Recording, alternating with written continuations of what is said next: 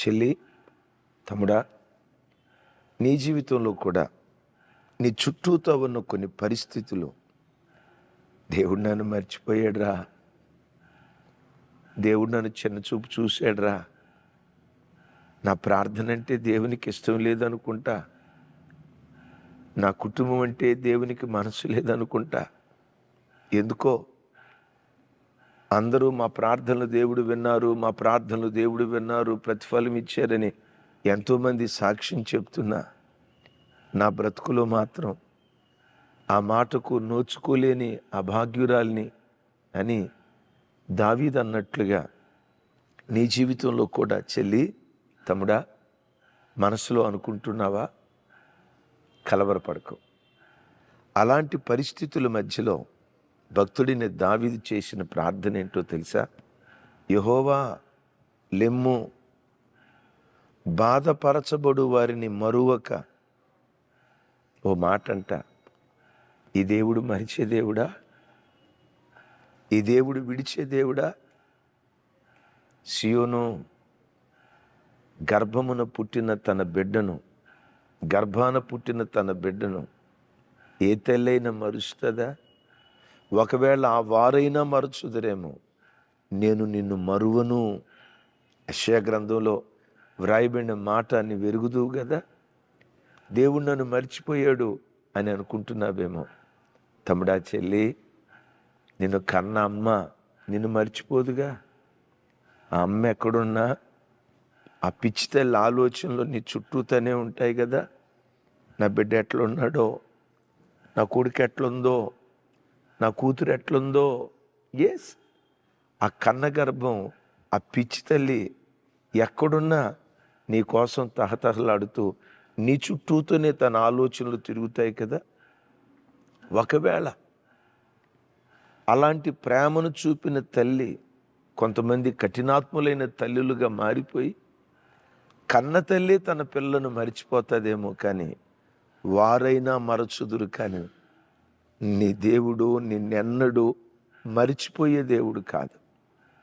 నిన్నెన్నడూ మరిచిపోకుండా ఉండునట్లు ఆయన అరచేతుల మీద నిన్ను చెక్కుకున్నాడట. విన్నారా? మనిషి శరీరపు అవయవాల్లో ఎక్కువసార్లు చూసుకునే అవయవం ఏదో తెలుసా? అరచేయి. చూడండి, ఇప్పుడు నేను మీతో మాట్లాడుతా, నా చెయ్యి కదుపుతూ ఉన్నాను కదా, పదే పదే నాకేం కనపడుతుంది? అరచేతిలో ఉన్నది చాలా భద్రంగా ఉంటుంది కదా. తల మీద పెట్టుకున్నది జారిపోవచ్చు, భుజాల మీద పెట్టుకున్నది జారిపోవచ్చు, వీపు మీద పెట్టుకున్నది జారిపోవచ్చు. అరచేతిలో పెట్టుకున్నది ఎప్పటికీ ఎన్నటికీ జారిపోదు కదా. బిడ్డా, నిత్యము నువ్వు దేవుని జ్ఞాపకాల్లో ఉన్నావు. బాధలు నిన్ను అలా చేసాయేమో, దేవుడు నన్ను మర్చిపోతున్నాడు అని. బాధపరచబడు వారి విషయంలో ఈ దేవుడు ఎలా ఉంటారో చూడండి. భక్తుడైన దావీదు గారు 9వ కీర్తనలో మాట్లాడుతూ ఇలా అంటాడు, 12వ వచనం, ఆయన రక్తాపరాధమును గూర్చి విచారణ చేయునప్పుడు బాధపరచబడు వారిని జ్ఞాపకము చేసుకొనును, వారి మొరను ఆయన మరువడు. విన్నారా?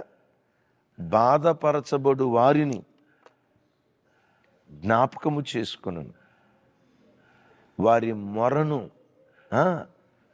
మొరను ఆయన వినును. బాధపరచబడుతున్నావా? కుటుంబ సభ్యుల ద్వారా, అనారోగ్యం ద్వారా, ప్రాణమిత్రులే శత్రువులుగా మారి ప్రాణాన్ని తీసే వ్యక్తులుగా మారిపోయారా? ఆర్థిక సమస్యల చేత బాధపరచబడుతున్నావా? అవమానం చేత బాధపరచబడుతున్నావా? లేఖనాల్లో రాయబడిన మాట, బాధపరచబడు వారిని ఆయన మరువడు, వారి ప్రార్థన వింటాడు. బాధల మధ్యలో నీవు చేయాల్సిందేంటో తెలుసా? బాధపరచబడు వారిని మరువని ఆ దేవునికి దావీదు భక్తుడు చేసినట్లుగా నువ్వు ప్రార్థన చేసే వ్యక్తిగా ఉండు. నిన్ను మరవడు. భక్తుడు ఏమని ప్రార్థన చేస్తాడు? యెహోవా, చూడండి ఆ మాట, యెహోవా లెమ్ము, బాధపరచబడు వారి పక్షమై నీ చెయ్యి ఎత్తుము. యెహోవా లే, అంటే లే అంటే నిద్రపోయే దేవుడు కాదు. ఆ, వాక్యంలో చూస్తాం కదా, ఈ దేవుడు కొనకక, ఆ, కదా, ఈ దేవుడు కొనకడు నిద్రపోడు. దేవుని మనం లేపటానికి పాటలు పాడాల్సిన అవసరంలా, లే నాయనా లే నాయనా అని పొద్దున్నే లేపాల్సిన అవసరంలా. ఈ దేవుడు కొనకడు నిద్రపోడు.